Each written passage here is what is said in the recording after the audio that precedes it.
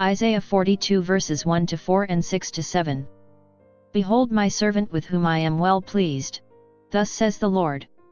Here is my servant whom I uphold, my chosen one with whom I am pleased, upon whom I have put my spirit, he shall bring forth justice to the nations. Not crying out, not shouting, not making his voice heard in the street. A bruised reed he shall not break, and a smoldering wick he shall not quench. Until he establishes justice on the earth, the coastlands will wait for his teaching. I, the Lord, have called you for the victory of justice, I have grasped you by the hand. I formed you, and set you as a covenant of the people. A light for the nations. To open the eyes of the blind, to bring out prisoners from confinement, and from the dungeon, those who live in darkness. Isaiah lived in 766 BC until his death in 686 BC. His name means Yahweh saves. He became a prophet in his youth, 751 or 750 BC, after having been granted a vision.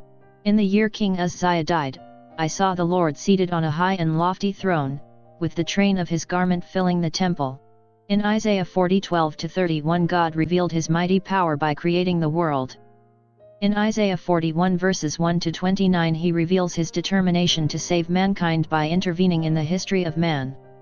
In today's reading verse 1, here is my servant whom I uphold. As Christians we immediately identify the servant as Jesus the Messiah.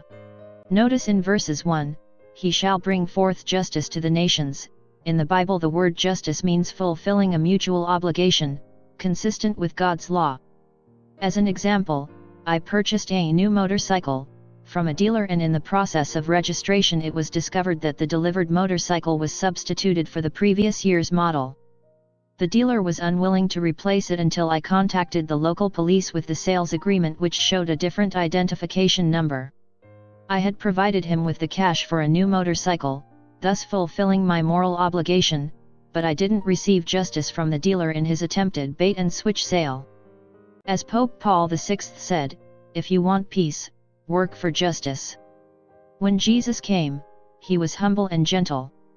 Jesus did not draw attention to himself. In fact, Jesus was so ordinary that Judas had to identify him to the Roman soldiers. This reading is just another case of the Old Testament being fulfilled in the New Testament. This reading is sometimes called the Servant's Song, and the verses are about a servant Messiah. Often the Bible refers to both Israel and the Messiah as servants. Israel's mission was to be God's servant, by helping to bring the nations of the world to the knowledge of God. Jesus the Messiah completed the mission of Israel and brought the knowledge of God the Father to the entire world. You are the only Bible some unbelievers will ever read. And your life is under scrutiny every day. What do others learn from you? Do they see an accurate picture of your God? John MacArthur.